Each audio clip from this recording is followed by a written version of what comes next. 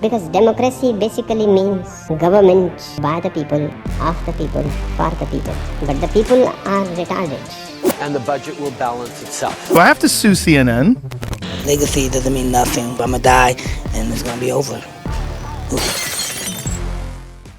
Welcome, it's Hargidius. Well, this generation's Iron Man, Elon Musk, is not only firmly back at the helm at Tesla, but will be leading it far into the future now that his fabulous pay package is approved. On November 6th, a $1 trillion performance-based pay plan was approved for Musk by shareholders. Put simply, anytime a Musk hits a new valuation goal and also captures any one of the dozen operational targets in any order, he receives 35.312 million shares in a Tesla restricted stock, adding to his current stake of almost 16%. The end goal being a $8.5 trillion market cap for Tesla and 424 million shares for himself.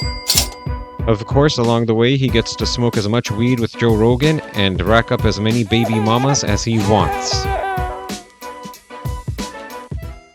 Elon Musk had a blockbuster interview with the coolest man in all of India, Nikhil Kamath, released on November 30th. One of the topics discussed was the future and relevance of money as well as addressing America's debt. Let's get into it. What do you think money will be in the future, Elon? I think long term, I think money disappears as a concept. Honestly, it's kind of strange, but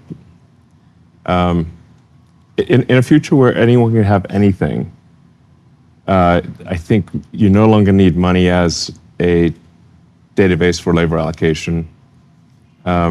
If AI and robotics are big enough to satisfy all human needs, then money is no longer, its relevance declines dramatically. I'm not sure we will have it. So, the best sort of imagining of this future that I've read is from Ian Banks, the culture books. So I recommend people read the culture books. In this sort of far future of the culture books, they don't have money either. And everyone can pretty much have whatever they want.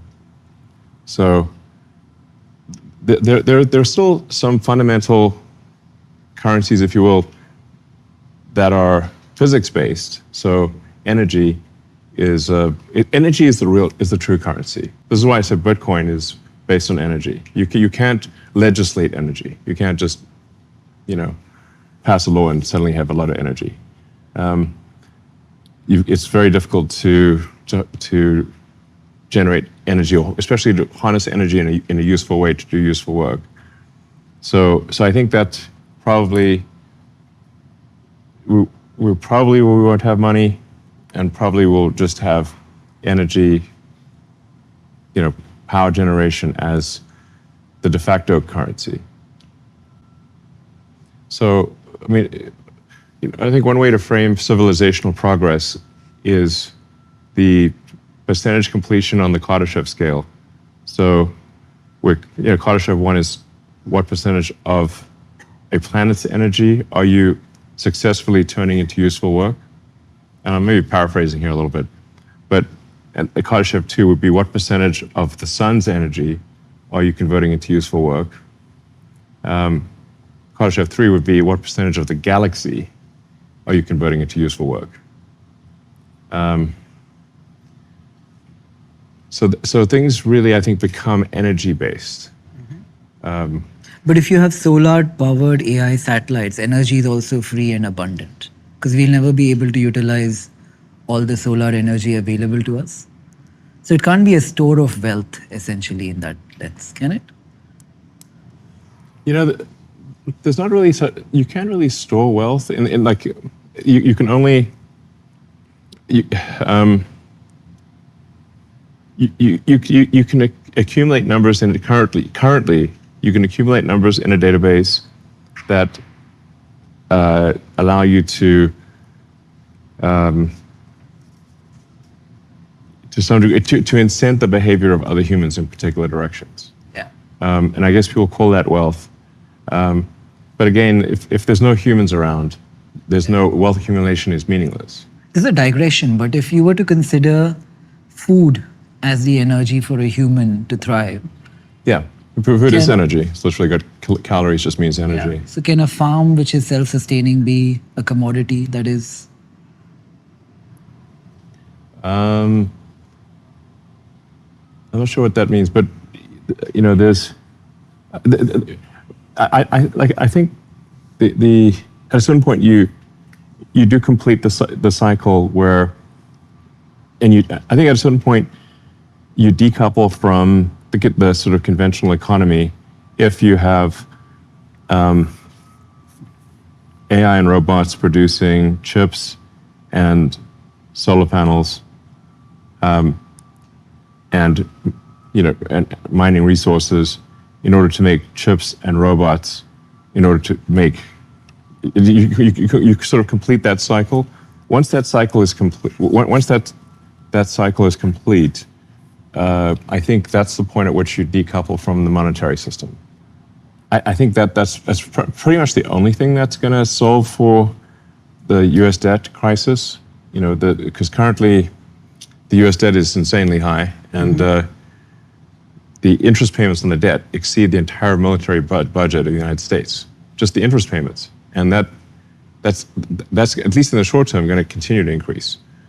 So I think actually the only thing that can solve for the debt situation is AI and robotics. Deflation or inflation is really the ratio of goods and services produced to the change in the money supply. So if goods and services output increases faster than the money supply, you will have deflation.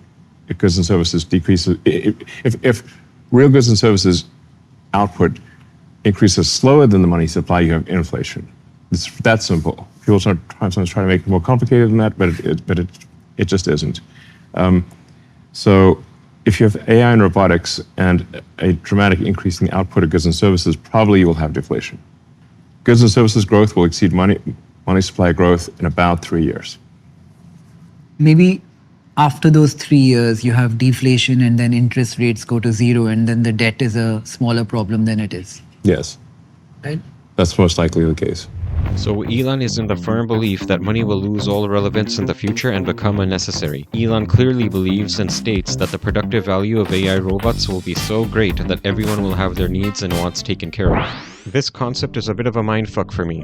This seems like the ideal of communism in that just leave it to the government to provide for you. The only thing the government has managed to do with that kind of power is enrich itself while fucking the people, meaning full human rights destroying dictatorships and making everyone equally poor and oppressed. I guess the promise is that AI tech would increase production so much that society would actually be able to increase the goods and services we all want and need. But ultimately, it's many companies across the world that have to invest and put in painstaking risk and work to make this a reality, so they would own the robots and the tech, and why would they go through all of that just to give everything away for free? Also, AI in this scenario would replace human intellectual and physical labor, meaning very few people would be producing an income for themselves, so there may not be a mass population to purchase even cheap and abundant goods and services. So again, why would companies manufacture this many robots and platforms when they may not even be rewarded? Let me know how you think this would work below. Elon believes the only relevant currency will be energy. He attributes the real money principles of scarcity to energy in that one can't have it or increase it at will. Unlike printing money out of thin air as our central banks do and borrow recklessly like our governments do, you can't just instantly produce energy simply by wanting it. It takes a great deal of investment, time, and work to harness energy from the earth or environment and put it to work in a useful way. Also, if there's one common theme among all third world countries, is that access to abundant energy sources is scarce and the energy they do get is often unreliable.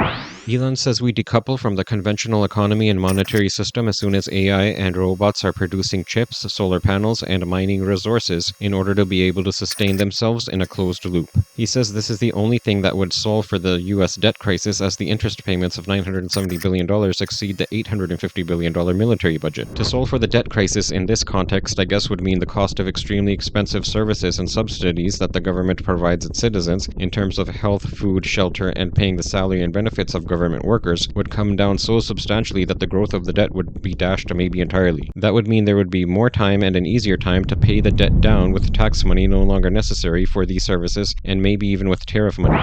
Elon says that deflation or inflation occurring is dependent on the ratio of goods and services available to the money supply. That if goods and services increases more than the money supply, prices come down. And if goods and services increase less than the money supply, prices go up. And it really is just that simple. He has faith that thanks to AI and robotics, that production of goods and services will always outpace the growth in money supply, contributing to deflation and ultimately the irrelevance of money as stated earlier. He believes this will occur in 3 years' time.